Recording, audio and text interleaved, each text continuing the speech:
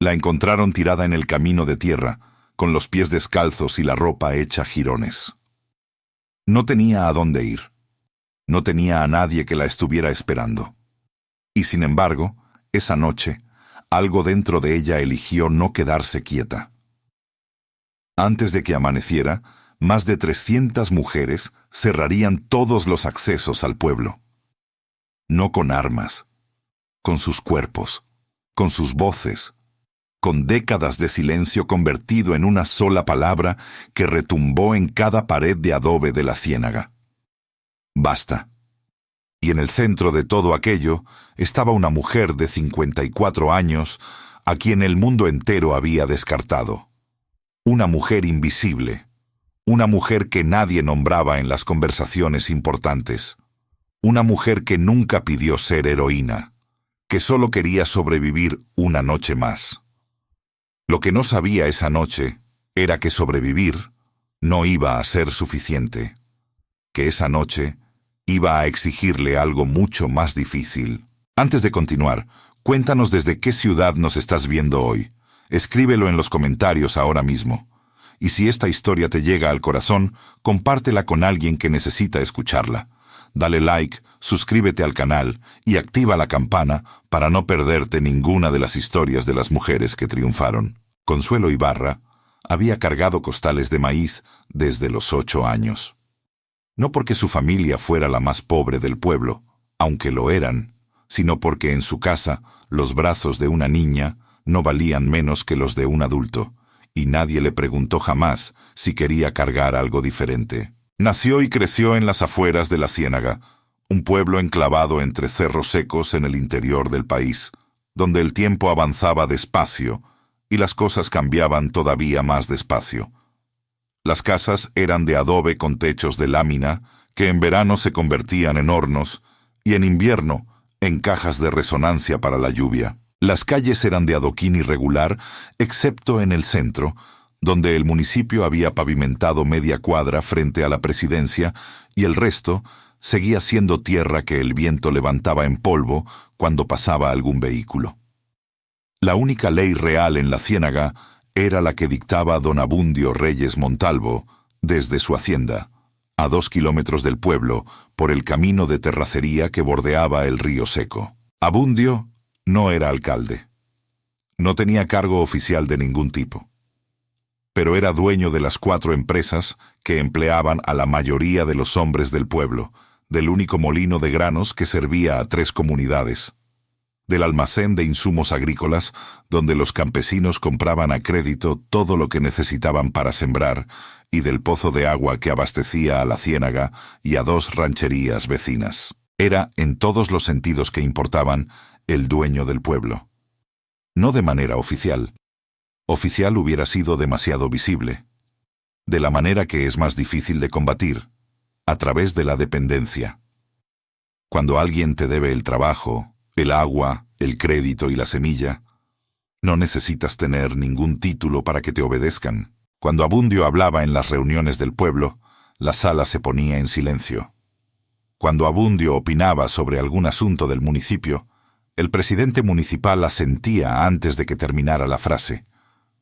Cuando Abundio quería algo que no le pertenecía, encontraba la manera de tomarlo de todas formas. Y los que habían perdido algo, aprendían rápido que reclamar era más caro que quedarse callados. Consuelo lo aprendió a los 16 años. Su padre, don Aurelio Ibarra, era un hombre callado y trabajador que había heredado 4 hectáreas de su propio padre y que las había cultivado durante 30 años con una dedicación que bordeaba lo religioso. No eran las mejores tierras del municipio, pero eran suyas. Las conocía palmo a palmo. Sabía cuáles partes aguantaban la sequía y cuáles necesitaban riego. Sabía en qué año el suelo pedía descanso y en cuál daba todo. Las 4 hectáreas de don Aurelio eran pequeñas pero productivas. Y sobre todo, eran el único patrimonio real que tenía para dejarle algo a sus hijos.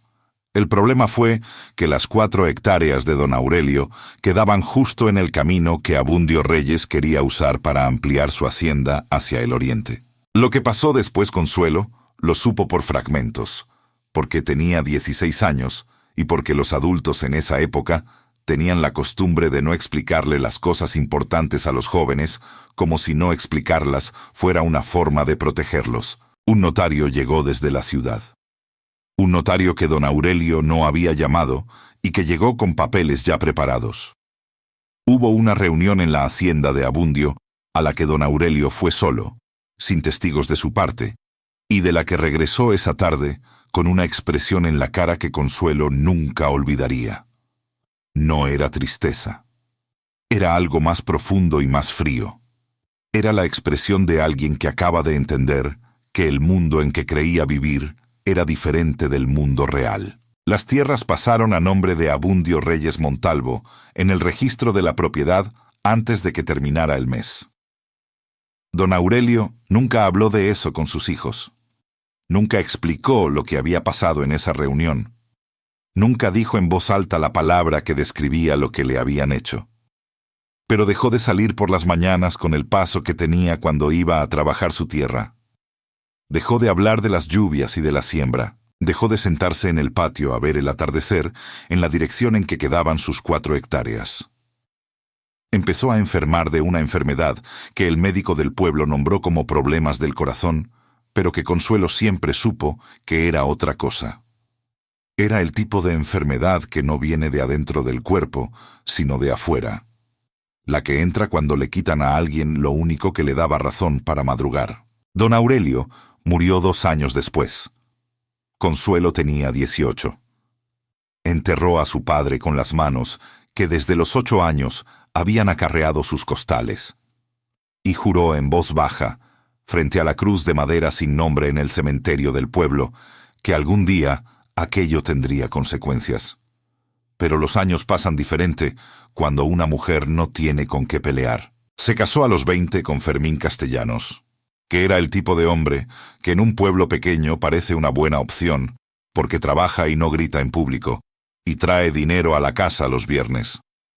Lo que nadie le dijo a Consuelo, porque nadie le decía estas cosas a las mujeres jóvenes en esa época, era que Fermín bebía más de lo que parecía, y que cuando bebía el hombre que llegaba a la casa no era el mismo que salía en las mañanas. No era un hombre violento en el sentido dramático y visible. Era violento de las maneras que no dejan marca en la piel, pero sí en el carácter. Violento con el silencio que imponía. Violento con el control sobre el dinero. Violento con la costumbre de hacer sentir a Consuelo que cualquier problema era culpa de ella, que cualquier dificultad se hubiera evitado si ella hubiera hecho algo diferente. Con él tuvo 3 hijos. Los crió sola, en los hechos, aunque Fermín siguiera durmiendo bajo el mismo techo. Lavaba ropa ajena 3 veces por semana para las familias que podían pagarle. Vendía tamales en el mercado los domingos, levantándose a las 3 de la madrugada para tenerlos listos a tiempo.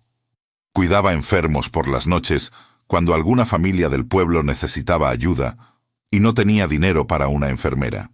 Cada peso que ganaba Consuelo tenía un destino antes de llegar a sus manos. La comida de los niños, el cuaderno y el lápiz para la escuela, el medicamento cuando alguien se enfermaba, el recibo del agua, lo que le tocaba a Fermín cuando Fermín lo pedía. Para ella nunca quedaba nada. Era invisible, completamente invisible. Las mujeres como Consuelo no aparecen en los periódicos del pueblo. No tienen quien las nombre en las reuniones del municipio.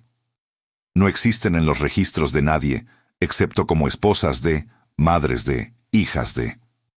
Existen en el ciclo interminable de madrugar, servir, callar, aguantar y volver a madrugar, sin que nadie les pregunte si están bien o si quieren algo diferente o si tienen un sueño propio que todavía no han podido nombrar en voz alta. Fermín murió una mañana de enero, de un paro que nadie vio venir, cuando el hijo mayor ya tenía 16 años y la del medio 14 y el menor, Tomás, 10. Consuelo lloró en el velorio, no de dolor, de agotamiento, de haber cargado tanto tiempo algo tan pesado durante tanto tiempo. Sus hijos crecieron. El mayor, Marco, se fue al norte a los 19, atraído por la promesa de trabajo, que nunca terminó de ser tan buena como parecía, pero que tampoco era peor que lo que quedaba aquí. Llamaba los domingos, mandaba dinero cuando podía. Era un buen hijo en la medida en que podía serlo a esa distancia. La del medio, Verónica, se casó a los 21 con un hombre de la ciudad y se fue. También llamaba. También mandaba cuando podía. También era buena hija en esa distancia que el tiempo y la vida construyen sin que nadie lo planee. Tomás, el menor, seguía en la ciénaga. Tenía su propia familia pequeña, su propia lucha cotidiana. Pasaba a ver a Consuelo los domingos después de la misa. Le traía fruta del mercado. Se quedaba a comer cuando ella insistía. Pero tenía su propia vida, y Consuelo no esperaba otra cosa. A los 54 años, Consuelo Ibarra rentaba un cuarto en la casa de doña Petra Saldívar, una viuda de 68 años que cobraba poco y preguntaba menos, y que tenía la costumbre reconfortante de aparecer en la cocina a las 6 de la mañana y preparar café para dos sin que nadie tuviera que pedírselo. El cuarto era pequeño pero limpio. Tenía una cama, un armario angosto, una silla y una mesa donde Consuelo ponía la imagen de la Virgen que había sido de su madre y el frasco de agua bendita que renovaba cada primer domingo del mes. No tenía ventana hacia afuera, solo una claraboya pequeña en el techo, por donde entraba la luz en las mañanas, y se veía un rectángulo de cielo que cambiaba de color a lo largo del día. Era lo suficiente. Había aprendido, en 54 años, que lo suficiente era lo que tenías cuando ya habías dejado de esperar más. Trabajaba 3 días a la semana limpiando las oficinas de la cooperativa de granos, que tenía el nombre de otra empresa en la fachada, pero que todo el pueblo sabía que era propiedad de Abundio Reyes Montalvo. De la misma manera en que todo el mundo sabe ciertas cosas en un pueblo pequeño, sin que nadie las diga en voz alta, porque decirlas no cambia nada y puede costarte algo. Los otros días los pasaba en el mercado. Un puesto pequeño que armaba con 2 cajas de madera y una tabla encima, donde vendía lo que había podido preparar esa semana. Tamales cuando tenía tiempo para hacerlos. Chiles en vinagre. Conservas de temporada, lo que el mercado pedía y ella podía ofrecer con lo que tenía. Nada le sobraba, nada le faltaba del todo. Y eso, descubrió con los años, era la forma más silenciosa y más lenta de morir en vida. No de golpe, sin drama. Solo el desgaste tranquilo de levantarte cada día sabiendo exactamente cómo va a ser el día y que al final de él vas a estar igual que al principio. La noche en que todo cambió era miércoles. Consuelo lo recordaría con exactitud el resto de su vida, porque los miércoles eran el único día que se permitía caminar hasta la iglesia a encender una veladora, no para pedir nada concreto. No tenía la costumbre de hacer listas de peticiones como si Dios fuera un funcionario con bandeja de entrada. Iba solo para estar en silencio frente a algo más grande que ella misma. Para sentarse en la banca más cercana al altar, que siempre estaba vacía a esa hora, y dejar que el silencio de la iglesia fuera diferente al silencio de su cuarto. El silencio de la iglesia tenía algo adentro. El de su cuarto solo tenía paredes. Salió de la iglesia pasadas las 9 de la noche. El pueblo estaba en ese silencio específico de los pueblos pequeños que no es paz, sino cansancio colectivo. La gente se mete temprano, porque mañana hay que levantarse temprano, y porque no hay mucho que hacer afuera después de que los 2 puestos de comida del centro cierran sus persianas. Tomó el camino de tierra que bordeaba el callejón de las bodegas. El atajo que la llevaría a casa de doña Petra en 10 minutos.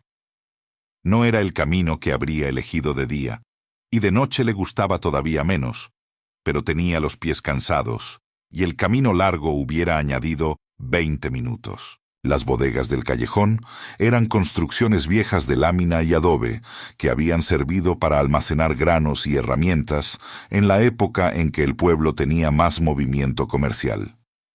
Ahora la mayoría estaban abandonadas o se usaban para guardar trastos que nadie quería en casa, pero tampoco se animaba a tirar. De noche, el callejón era oscuro del tipo de oscuro que solo existe en los pueblos donde el alumbrado público es una promesa que el municipio renueva cada período electoral sin cumplir. Llevaba caminados apenas 5 minutos cuando escuchó algo que la detuvo en seco. Era un sonido bajo, apagado, rítmico, como un golpe repetido contra madera. Consuelo se quedó inmóvil en medio del camino. La oscuridad era casi total. Solo el resplandor lejano de la calle principal y el contorno vago de las bodegas a ambos lados. El instinto de mujer que ha sobrevivido cosas le dijo que se diera la vuelta y siguiera caminando. El instinto en ese momento era perfectamente razonable. Era tarde. Estaba sola. El callejón estaba oscuro. Cualquier cosa que estuviera produciendo ese sonido no era asunto suyo. El instinto tenía razón. Pero el sonido siguió. Rítmico, desesperado, con una cadencia que no era accidental. Era alguien que golpeaba porque quería que alguien oyera. Y debajo del golpe, casi imperceptible, cubierto por la textura seca de algo puesto a la fuerza, había un sonido que ninguna mujer que haya pasado por ciertas cosas puede ignorar cuando lo escucha, aunque esté a punto de no escucharlo. El llanto sofocado de alguien que tiene algo tapándole la boca y que lleva tiempo tratando de que alguien lo oiga. Consuelo no tomó una decisión heroica en ese momento. No hubo un instante de valentía consciente donde eligió el bien sobre el miedo. Sus pies simplemente dejaron de caminar hacia adelante y comenzaron a caminar hacia el sonido. La bodega abandonada de don Celestino Ríos llevaba 3 años cerrada con candado. Todo el mundo en la Ciénaga conocía esa bodega porque había sido el centro de distribución de granos de la familia Ríos durante 2 generaciones, hasta que Abundio Reyes absorbió el negocio de una manera que los Ríos nunca explicaron públicamente, pero que dejó a don Celestino sin empresa y sin ganas de contar la historia. El sonido venía de adentro. Consuelo se acercó a la puerta de madera. Pegó la oreja a las tablas astilladas. Y entonces lo escuchó con claridad, sin duda posible. Una voz de mujer joven, amortiguada por algo que le cubría la boca, intentando formar palabras que no llegaban a serlo del todo, pero que todas juntas significaban lo mismo. Ayuda.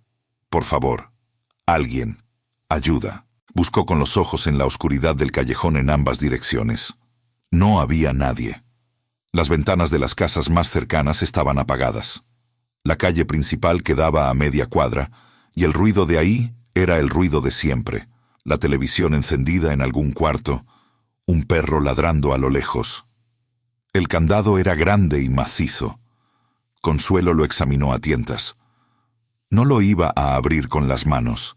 Necesitaba palanca. Se movió a lo largo de la pared exterior de la bodega, buscando en el suelo con los pies. Sus manos tantearon entre maderas viejas, pedazos de bote, cascajo. Sus dedos encontraron un tubo corto de metal, lo sopesaron, lo descartaron por delgado. Siguieron buscando. Detrás de un montón de tablones apilados contra la pared, encontró lo que necesitaba. Una palanca de hierro oxidada, de las que se usan para clavar y desclavar madera. Pesada, sólida.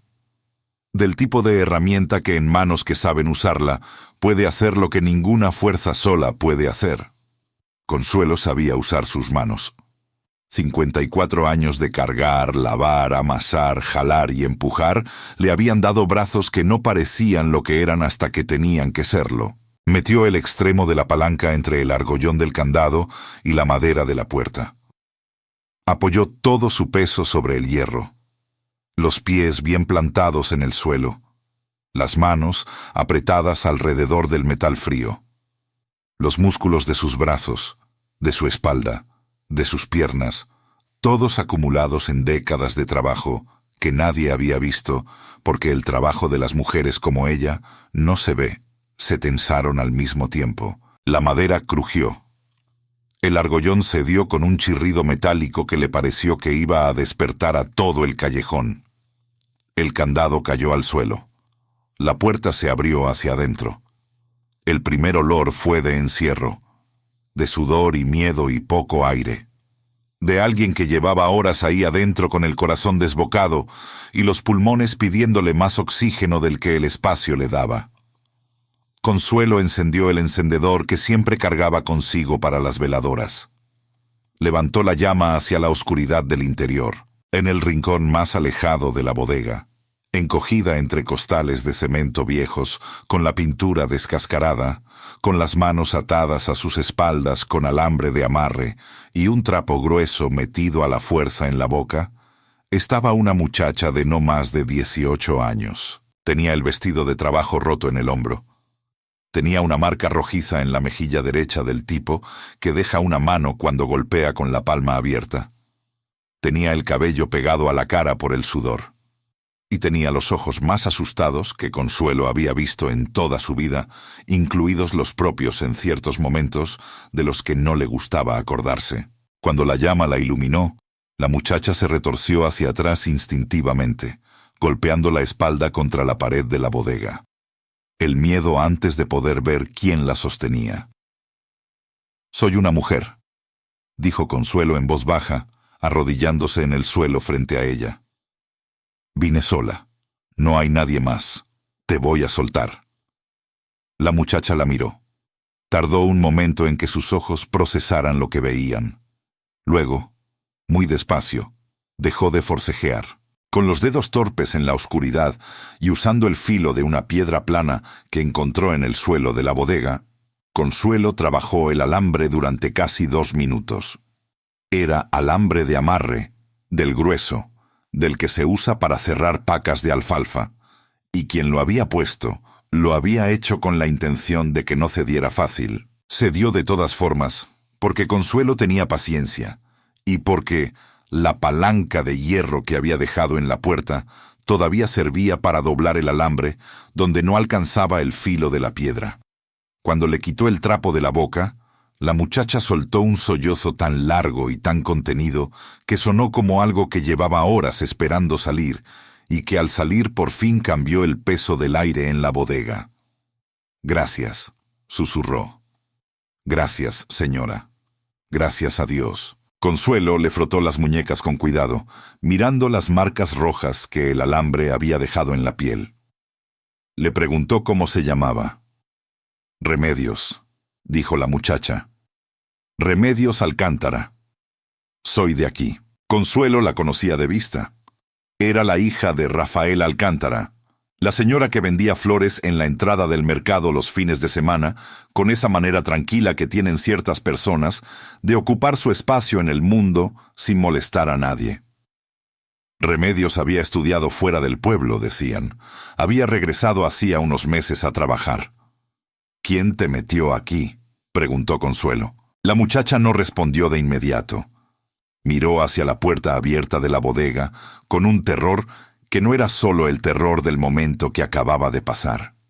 Era el terror de lo que podía venir después.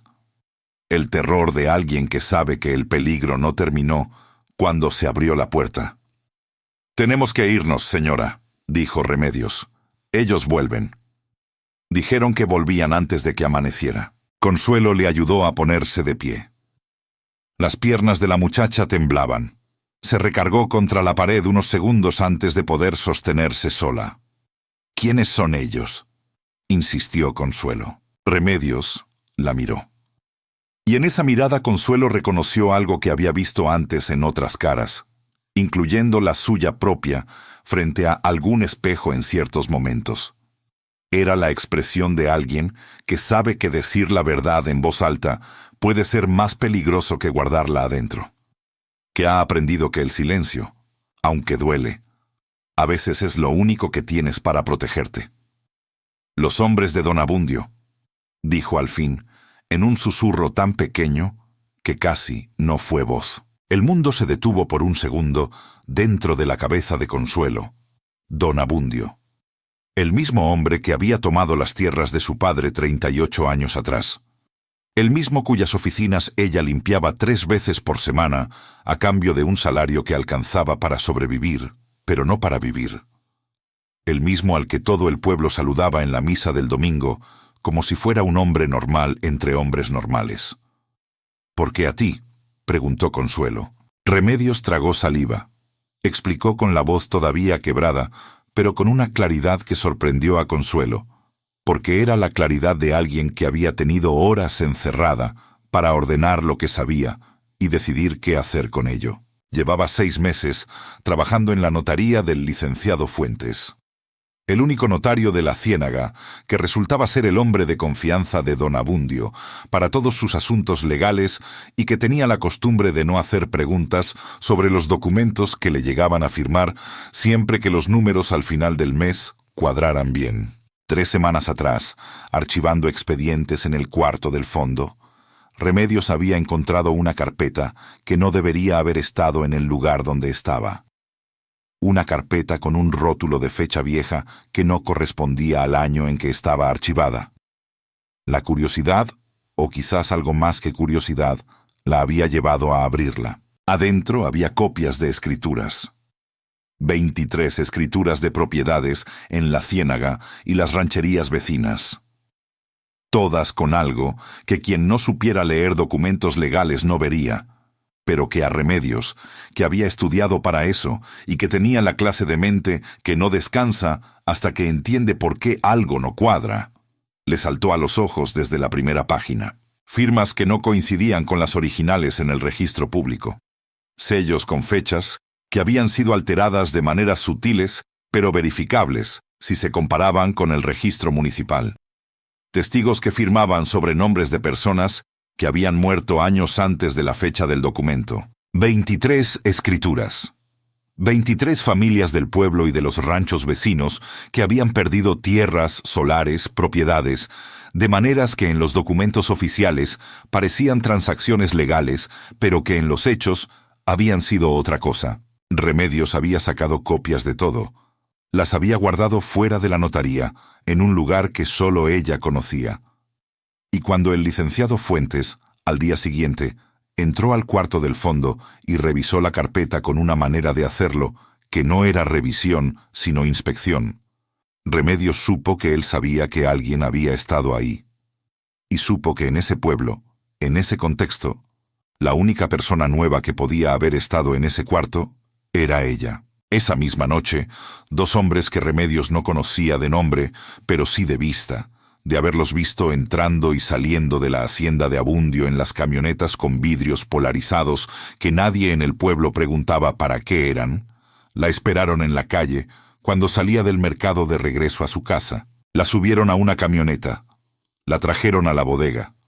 Le dijeron que tenía hasta el amanecer para decirles dónde estaban las copias, que si no hablaba, su familia entendería cuáles eran las consecuencias de no saber guardar silencio. Consuelo escuchó todo sin interrumpir. Caminaban ya fuera de la bodega, a lo largo del callejón oscuro, con Remedios apoyada en su brazo y los 2 pares de pies moviéndose despacio para no hacer ruido. Mientras escuchaba, algo se iba ordenando en la cabeza de Consuelo con una claridad que no había sentido en mucho tiempo. Como cuando en la mañana temprano, antes de que el mundo despierte y haga ruido, las cosas tienen una precisión que de día se pierde. ¿Dónde están las copias?, preguntó Consuelo. Debajo de una piedra en el patio de la iglesia, dijo Remedios. Atrás, junto al árbol de jacaranda. La tercera piedra contando desde el tronco. Consuelo asintió. Siguieron caminando. El problema era este, y Consuelo lo vio entero de una sola vez, como se ven ciertas cosas cuando uno ya no tiene ilusiones que le nublen la vista. No podían ir a la policía. El comandante de la delegación municipal era un hombre que debía su cargo a Abundio Reyes desde la primera campaña en que había participado como apoyo logístico. Era uno de esos hechos que en la Ciénaga todo el mundo conocía, y nadie decía porque decirlo en voz alta no cambiaba nada. No podían ir al municipio. El presidente municipal llevaba 4 periodos respondiendo a intereses que no eran los del pueblo, sino los de quien financiaba las campañas. Y en la Ciénaga, ese financiamiento tenía un nombre que nadie necesitaba pronunciar porque todos lo sabían. No podían llamar a un abogado de afuera porque no tenían dinero para eso y porque cualquier abogado que llegara a la Ciénaga a meterse en este asunto tendría que enfrentarse a una red de complicidades que llevaba décadas construyéndose ladrillo a ladrillo. No podían ir hacia arriba, tenían que ir hacia los lados. Había en la Ciénaga una mujer a quien todos respetaban de una manera diferente al respeto que se le tenía a Abundio Reyes. No era el respeto del miedo ni de la dependencia. Era el respeto de la deuda. El respeto que se le tiene a alguien que estuvo presente en los momentos en que el mundo no estuvo. Su nombre era Dolores Fuertevenas, aunque nadie en el pueblo la llamaba así. Todos la llamaban Doña Lola. 72 años. Vivía sola en una casa de adobe en el extremo norte del pueblo, con un patio donde crecían plantas medicinales que ella conocía con nombres que no aparecían en ningún libro de farmacia, pero que funcionaban de maneras que muchos médicos no hubieran podido explicar. Doña Lola había parteado a la mitad de las mujeres de la Ciénaga durante 40 años. No había familia en el pueblo que no tuviera un hijo nacido por sus manos. No había mujer que no recordara una noche de miedo y dolor donde doña Lola había llegado con su bolsa de cuero gastada y su manera de entrar a una habitación que hacía que el aire cambiara, que decía con solo estar ahí: «Ya llegué, ahora respira, ya falta menos». Doña Lola no tenía poder político, no tenía dinero de importancia, no tenía influencia en el sentido en que Abundio tenía influencia, pero tenía algo que Abundio no tenía y que ningún hombre con dinero puede comprar por mucho que pague: la confianza de todas las mujeres del pueblo, la confianza de las que habían tenido sus hijos en sus manos, la confianza de las que la habían visto llegar a las 3 de la madrugada sin que nadie tuviera que pedírselo 2 veces. La confianza de las que sabían que lo que se le decía a doña Lola no salía de sus labios, a menos que fuera necesario que saliera. Era la 1 de la madrugada cuando Consuelo tocó su puerta. Tocó con los nudillos de una manera específica. 3 golpes seguidos y uno aparte. La forma en que se toca en la Ciénaga cuando algo es urgente y verdadero. La luz del cuarto de adentro se encendió casi de inmediato. La puerta se abrió. Doña Lola las miró a las 2. Miró las muñecas de Remedios, las marcas que el alambre había dejado en la piel. Miró la cara de Consuelo, que tenía la expresión de quien ha tomado una decisión y ahora necesita que alguien más la comparta. No preguntó nada. Se hizo a un lado para que entraran. Adentro, con una taza de café en las manos que Consuelo no recordaba haber pedido pero que recibió con las 2 manos porque la necesitaba, contó todo. Desde el sonido en la bodega hasta las 23 escrituras. Doña Lola escuchó sin interrumpir, con los ojos fijos en las manos de Remedios, que seguían temblando levemente sobre la mesa de madera. Cuando Consuelo terminó, doña Lola estuvo en silencio un momento.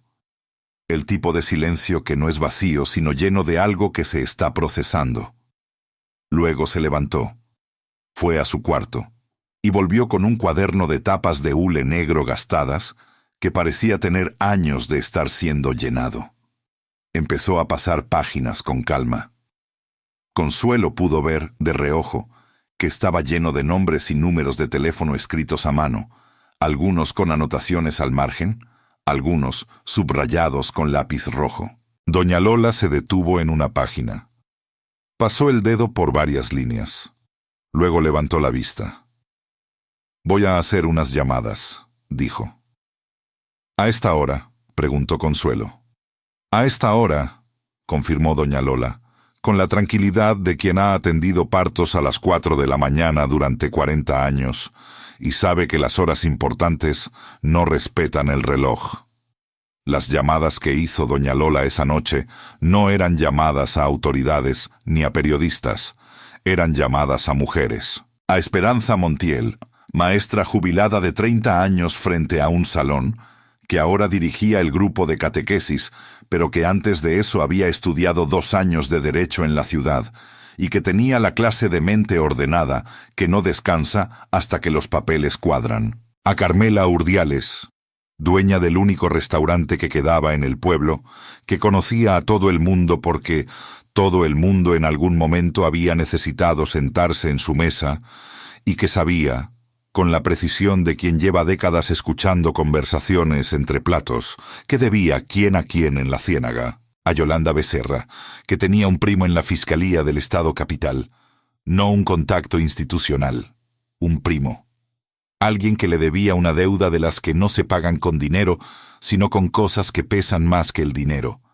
A Rosalinda Paz, que manejaba el único taxi del pueblo y que conocía cada camino, cada brecha, cada atajo entre la Ciénaga y los 5 pueblos de la región, con la precisión de quien ha recorrido esas distancias en todas las horas del día y de la noche. A Nieves Corrales, que llevaba 20 años administrando las listas de las despensas comunitarias, y que por lo tanto sabía con exactitud quirúrgica cuáles familias del pueblo habían pasado por qué dificultades, quién había recibido ayuda de quién, y cuál era el tejido real de dependencias y solidaridades que sostenía a la Ciénaga por debajo de su superficie visible.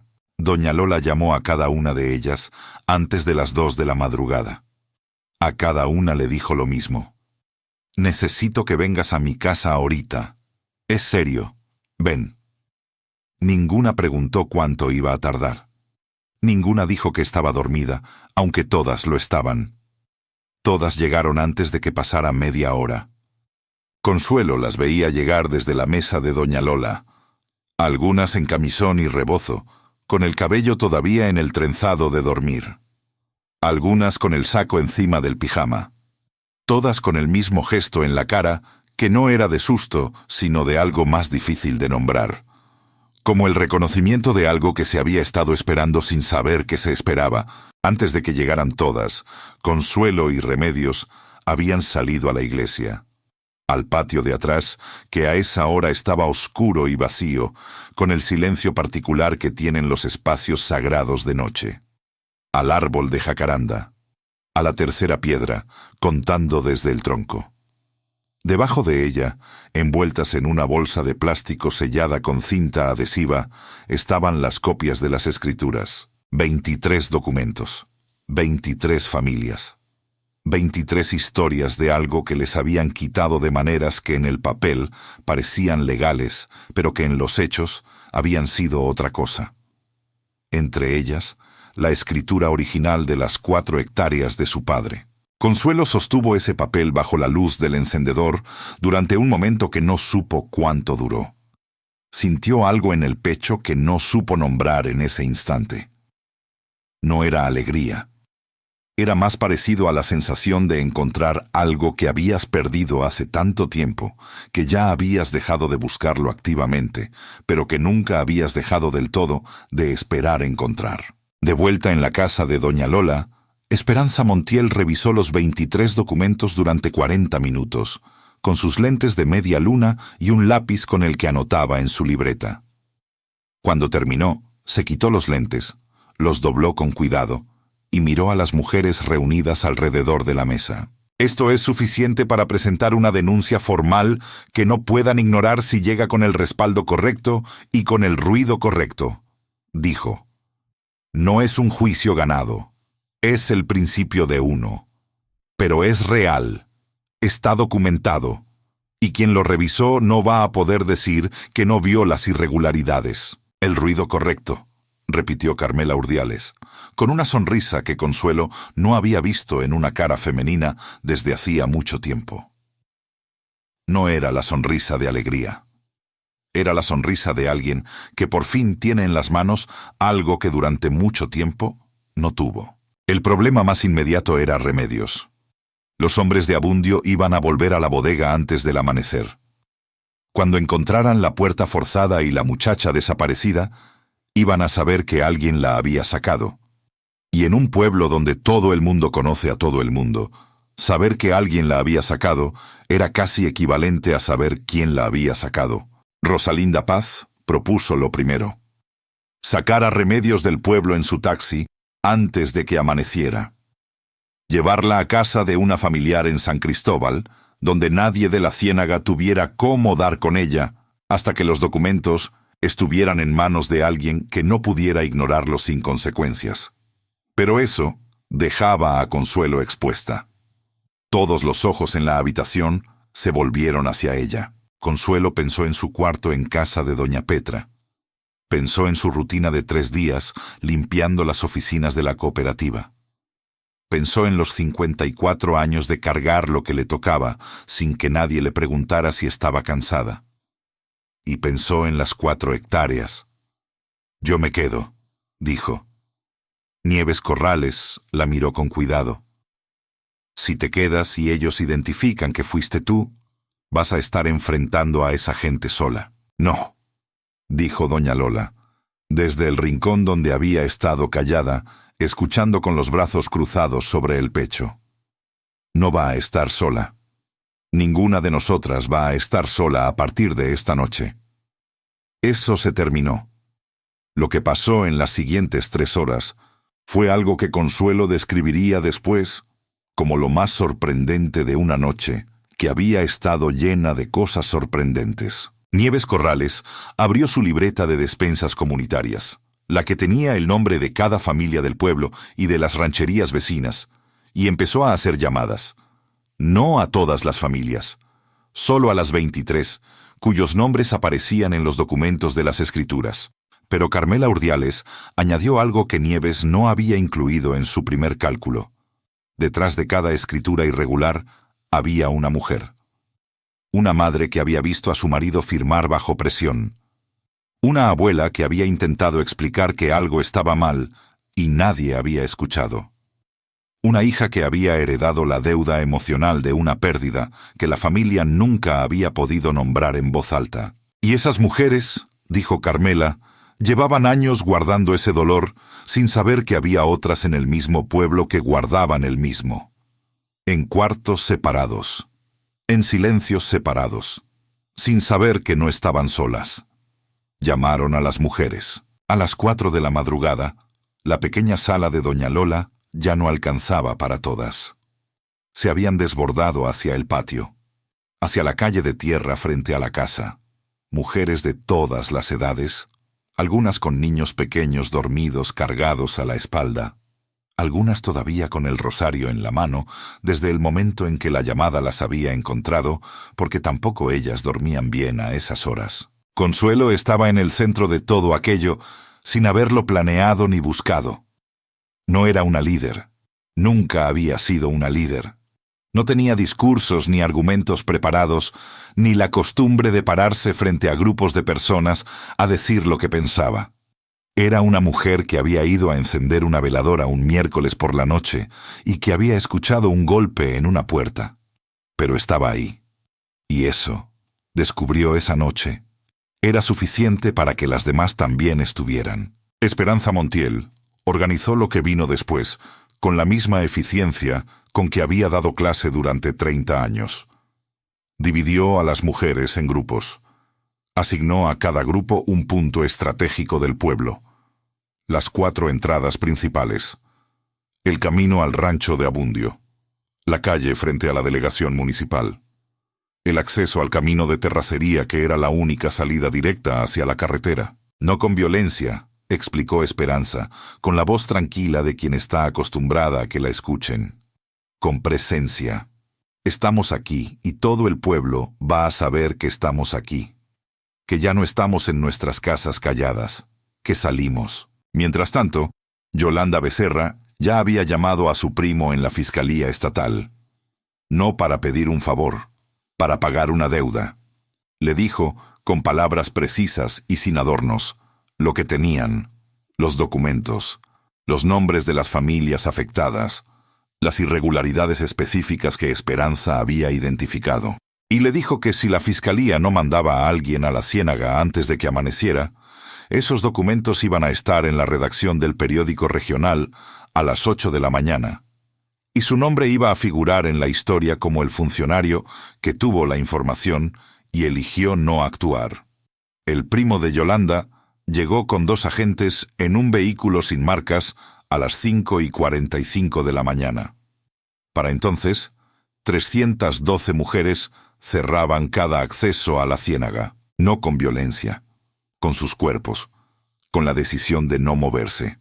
Cuando los hombres de Abundio salieron de la bodega y encontraron la puerta forzada y el candado en el suelo, fueron a reportarle lo sucedido a su patrón.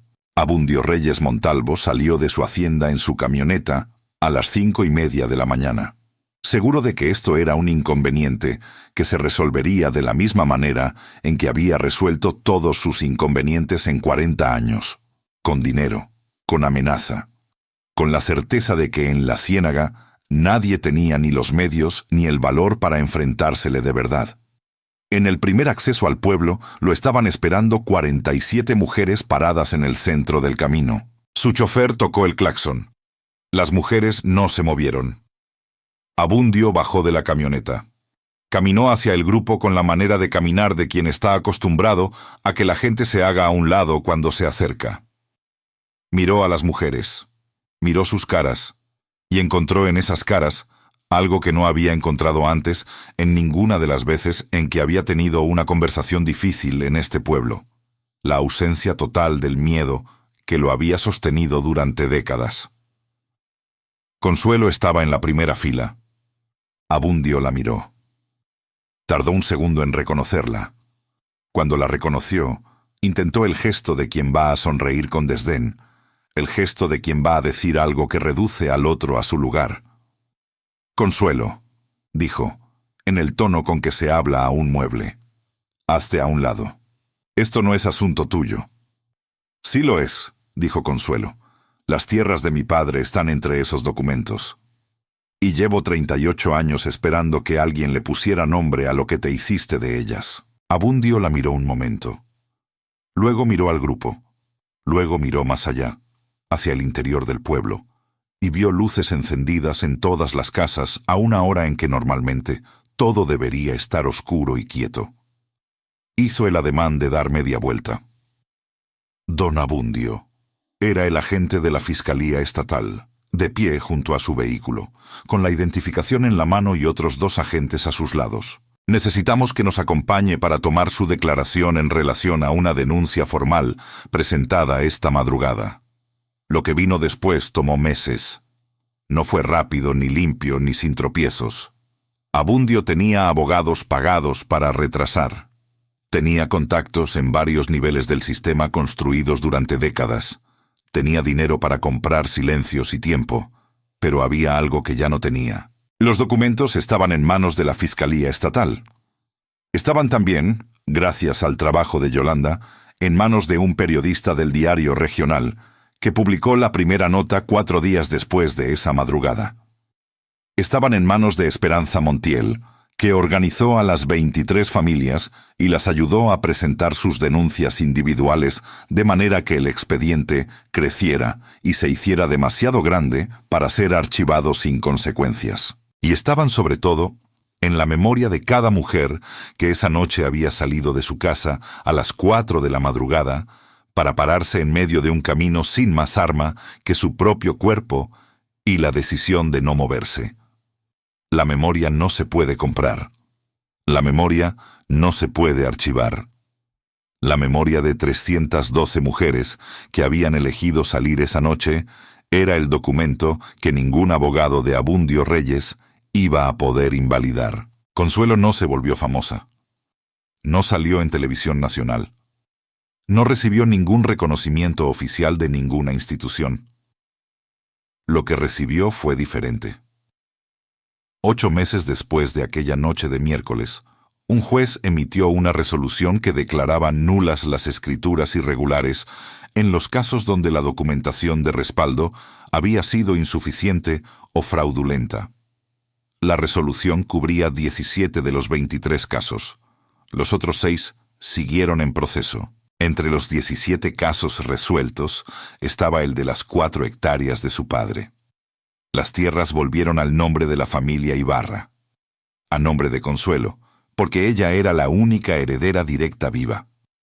La mañana en que le entregaron los papeles, Consuelo fue al cementerio del pueblo en cuanto terminó la diligencia, sola, sin decirle a nadie a dónde iba. Se paró frente a la cruz de madera sin nombre de su padre. La cruz se había torcido un poco hacia la derecha con los años, pero seguía ahí, firme en la tierra, con la madera oscurecida por décadas de lluvia y sol. Sacó los papeles del sobre. Los leyó en voz alta, aunque no había nadie para escucharla, excepto los pájaros que salían y llegaban del árbol de mezquite al fondo del camposanto, y el viento que movía las hojas secas entre las lápidas. «Ahí están, papá», dijo. «Las recuperé». Lloró, sin vergüenza, sin intentar contenerse, con la misma intensidad con que había cargado el silencio durante 38 años. Ahora al revés. Pero había algo más. Algo que Consuelo no había planeado y que llegó sin que nadie se lo dijera. De la manera en que llegan las cosas que son verdaderamente importantes, sin anunciarse, sin pedir permiso. 3 semanas después de la resolución judicial, doña Lola la llamó a su casa. Consuelo llegó a encontrar a Esperanza Montiel sentada a la mesa con una carpeta frente a ella, y doña Lola de pie, junto a la ventana, con los brazos cruzados, y esa expresión de quien ya tomó una decisión, y solo está esperando que los demás lleguen a la misma conclusión. «Hemos estado hablando», dijo doña Lola, «las que estuvimos esa noche, y muchas que no estuvieron pero que escucharon, y que tienen cosas que guardar desde hace tiempo». Consuelo se sentó. «Queremos armar un espacio», continuó Esperanza. «No una organización con nombre bonito, ni con documentos oficiales todavía. Solo un espacio, para que lo que nos pasó a nosotras no les siga pasando a otras, sin que nadie las ayude a entender qué tienen en la mano. Para asesorar a mujeres con problemas de tierras, herencias, documentos. Para que no tengan que esperar a que alguien abra una puerta de bodega de noche, para que alguien las escuche». Consuelo miró la carpeta sobre la mesa. Luego miró a las 2 mujeres. «¿Y yo qué tendría que hacer?», preguntó. Doña Lola sonrió de una manera que Consuelo recordaría siempre. Una sonrisa pequeña, sin dientes, con algo en los ojos que era a la vez el cansancio de 72 años y la esperanza que no se negocia, aunque cueste cargarla. «Lo que ya hiciste», dijo doña Lola. «Estar. Escuchar. No darte la vuelta cuando oigas que alguien necesita ayuda». El espacio que armaron no era grande. Era el cuarto trasero del restaurante de Carmela Urdiales, los martes y jueves por las tardes. Una mesa, 4 sillas, una libreta donde se registraba cada consulta, y el conocimiento combinado de mujeres que durante décadas habían acumulado sabiduría de la que nadie les había pedido cuentas, porque la sabiduría de las mujeres en un pueblo pequeño no aparece en ningún registro oficial. En el primer año, atendieron a 29 mujeres de la Ciénaga y de los pueblos y rancherías de la región. Algunas con problemas similares a los de las escrituras. Otras con conflictos de herencia entre hermanos. Otras con situaciones más complicadas de nombrar, pero igualmente reales. En el segundo año, la Fiscalía Estatal las contactó para solicitarles colaboración en otros 3 casos de irregularidades documentales que habían aparecido en municipios vecinos y que seguían un patrón similar al de la Ciénaga. Y en el tercer año, Remedios Alcántara regresó a la Ciénaga. Había terminado sus estudios, traía un título de abogada y la determinación específica de quien ha tenido tiempo de pensar en dónde quiere usar lo que sabe. Se sumó al espacio de los martes y jueves como asesora legal. El día en que llegó a su primera sesión, Consuelo la recibió en la puerta del cuarto trasero del restaurante de Carmela. Remedios traía su maletín nuevo y una expresión de alguien que está nerviosa, pero que ha decidido serlo de frente, en lugar de a escondidas. «Gracias por aquella noche, señora Consuelo», dijo. Consuelo la miró. Pensó en la palanca de hierro oxidada, en el alambre, en las marcas en las muñecas, en la bolsa de plástico debajo de la tercera piedra. «Gracias tú», dijo Consuelo, «porque tú guardaste los documentos cuando era más fácil no guardarlos». Y entraron juntas. Consuelo Ibarra, la mujer que el mundo había descartado durante 54 años. La que limpiaba oficinas 3 veces por semana. La que vendía tamales en el mercado. La que cargaba costales sin que nadie le preguntara si estaba cansada. La que no existía en ningún libro de la historia del pueblo. Estaba ahí todos los martes y jueves, sentada a la mesa, escuchando. Sin aspavientos, sin discursos, sin el nombre en ningún periódico nacional, haciendo lo único que siempre había sabido hacer: estar presente cuando alguien necesitaba que alguien estuviera. La diferencia era que ahora lo elegía. Ahora lo hacía desde un lugar que no era la invisibilidad, sino la fuerza. Ahora lo hacía sabiendo que lo que hacía importaba y que había otras que lo sabían también. Y eso, descubrió Consuelo en el cuarto trasero del restaurante de Carmela, era la única forma de superación que valía la pena. No la que te convierte en alguien diferente, no la que te pone en una pantalla o en un periódico o en un discurso de ceremonia. La que te devuelve entera a quien siempre fuiste. La que te deja ser tú misma, pero sin pedir permiso, sin cargar el peso del silencio, sin esperar a que el mundo decida que ya es tiempo de verte. La que dice, en voz baja pero sin dudar, aquí estoy. Siempre estuve aquí, y no me voy a mover.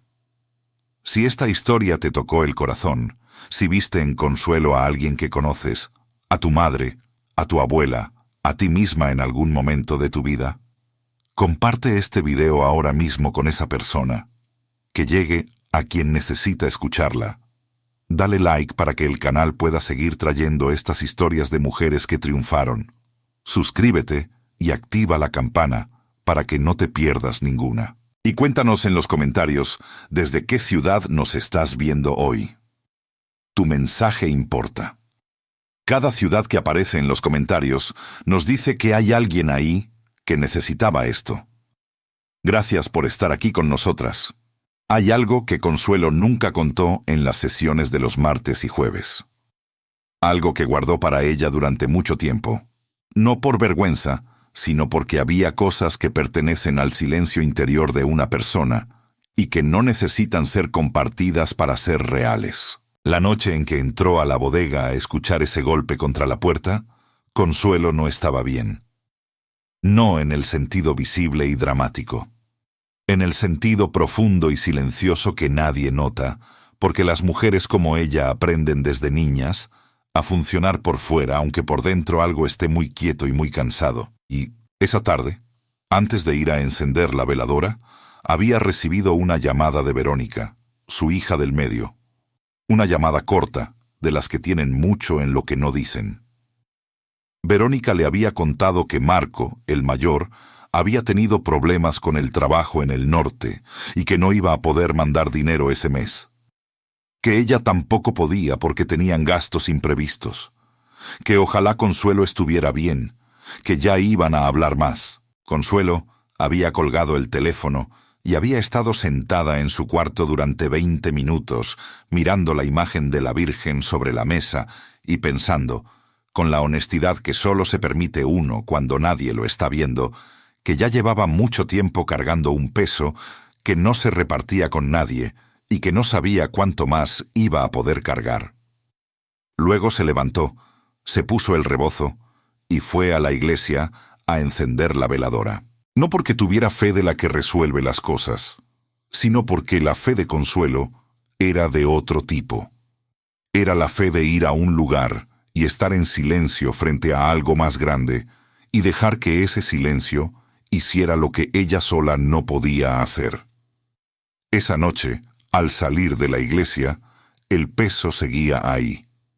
No había desaparecido, pero había algo más también. Algo que no sabía nombrar, pero que se parecía a la disposición de seguir caminando, aunque estuvieras cansada. Y fue esa disposición, no el heroísmo, lo que la hizo detenerse cuando escuchó el golpe. Consuelo lo entendió mucho después, en uno de esos martes por la tarde cuando llegó al cuarto trasero de Carmela y se sentó frente a una mujer que traía en los ojos exactamente lo mismo que ella había traído en los suyos esa tarde antes de ir a la iglesia. El peso profundo de cargar sola. El cansancio de los que funcionan por fuera cuando por dentro algo está muy quieto. Le dijo a esa mujer lo que nadie le había dicho a ella en 54 años de cargar. No tienes que estar bien para poder ayudar. No tienes que haber resuelto lo tuyo para tender la mano a alguien más. A veces es al revés. A veces es el acto de tender la mano lo que te devuelve algo que no sabías que habías perdido. La mujer la miró. Luego bajó la vista a sus manos sobre la mesa. «Es que ya estoy muy cansada, señora», dijo. Consuelo asintió. «Lo sé», dijo. «Yo también lo estaba esa noche. Y de todas formas fui». En la ciénaga, 4 años después de aquella madrugada, el espacio de los martes y jueves tiene un nombre. No fue Consuelo quien lo eligió. Fue una de las mujeres que habían llegado a pedir orientación y que al irse había dicho, casi de pasada, mientras se ponía el rebozo en la puerta: «Este lugar se llama como debería llamarse todo lugar donde te escuchan». Se llama como su fundadora. El nombre que pusieron en la puerta del cuarto trasero de Carmela, pintado a mano por la hija de Nieves Corrales, que tenía facilidad para las letras, era sencillo. No decía nada heroico, no mencionaba ninguna fecha histórica ni ningún logro oficial. Decía: «Aquí escuchamos», y debajo, en letra más pequeña: «Consuelo Ibarra, fundadora». Consuelo lo vio el martes siguiente cuando llegó como siempre, con su libreta y su pluma, y la costumbre de llegar 10 minutos antes para que el cuarto estuviera abierto, y con el café listo cuando llegaran las demás. Se quedó parada en la puerta un momento. Leyó su nombre. Leyó lo que decía debajo. No dijo nada. Entró, puso su libreta sobre la mesa, fue a calentar el café y esperó a que llegaran. Porque eso es lo que hacen las mujeres que no saben que son heroínas. Llegan, esperan, escuchan y hacen lo que tienen que hacer sin que nadie tenga que decirles que es importante. El mundo no siempre lo ve, pero ocurre de todas formas, y eso, al final, es suficiente.